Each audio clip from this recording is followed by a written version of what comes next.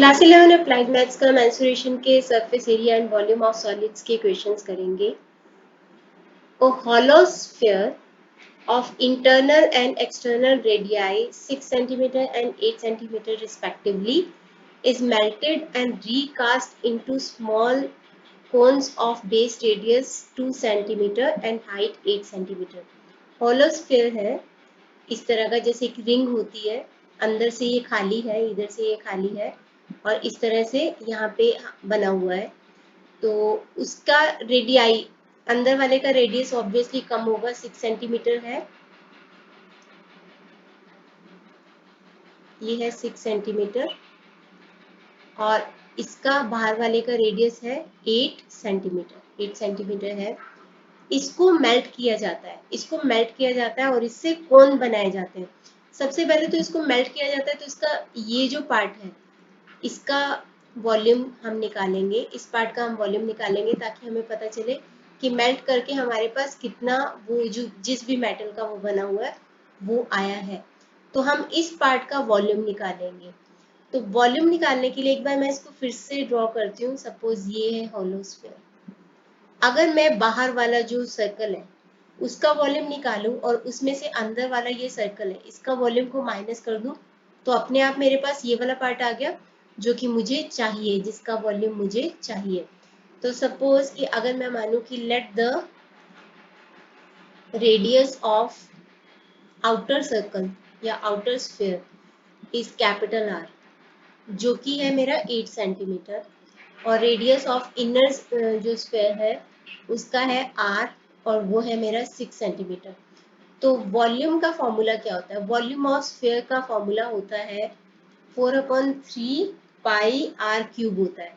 तो मैं are cube, ये जो बड़े वाला आउटर सर्कल है उसमें से 4/3 पाई छोटा वाला आर क्यूब को माइनस कर दूंगी, तो मेरे पास ये जो रिंग बन रही है, ये जो एरिया है जिसको मैंने शेड किया है, इसका वॉल्यूम निकल आएगा। तो जो जो हम बाहर कॉमन ले सकते हैं उसको बाहर कॉमन लेते हैं, 4/3 पाई। अब बड़े वाला आर कितना है? 8, तो 8 का क्यूब माइनस छोटे वाला आर जो कि है 6 क्यूब, ये आ जाएगा हमारे पास।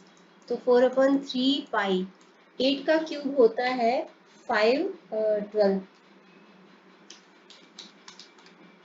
ये होता है 512, माइनस 6 का क्यूब होता है 216, 216। तो ये आ गया मेरे पास 4/3 पाई इंटू 296, 296। तो ये आ गया मेरे पास। अब हम ये इसके टेबल में नहीं आता, 3 के टेबल में, इसको 4 से मल्टीप्लाई कर दो तो ये आ गया 1184 पाई अपॉन 3। ये क्योंकि सेंटीमीटर में है तो ये क्यूबिक सेंटीमीटर हो जाएगा। अब इस जो भी मेटल मेल्ट हुई होगी इससे हमें कोन बनाने हैं, स्मॉल कोन बनाने हैं जिसका बेस रेडियस है, जिसका बेस रेडियस है 2 सेंटीमीटर, ये है 2 सेंटीमीटर, और इसकी हाइट है 8 सेंटीमीटर। इस तरह की कोन बनाने हैं।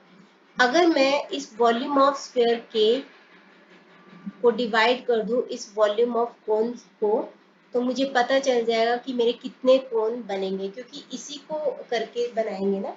तो जो वॉल्यूम ऑफ स्फीयर है that is equal to number of cone, कितने कोन बनेंगे, और उसका एक एक का क्या वॉल्यूम है। तो इससे हमें नंबर ऑफ कोन निकालना है, तो वॉल्यूम ऑफ स्फीयर से वॉल्यूम ऑफ कोन को मैं डिवाइड कर दूंगी। तो यहाँ पे वॉल्यूम ऑफ स्फीयर तो मेरा आ गया 1184 पाई अपॉन 3, और नंबर ऑफ कोन मुझे निकालना है into volume of cone. Volume of cone का फॉर्मूला होता है 1/3 पाई आर स्क्वायर एच। अगर आर आपका रेडियस है, आर हमने यहाँ पे भी लिया हुआ है, लेकिन यहाँ पे हमें रेडियस का वैल्यू पता है तो हम सीधा रेडियस की वैल्यू यहाँ पे पुट कर देते हैं। तो रेडियस की वैल्यू है 2 × 2, और हाइट है इसकी 8, हाइट है 8। पाई से पाई कैंसिल हो जाएगा, ये 3 से 3 कैंसिल हो जाएगा।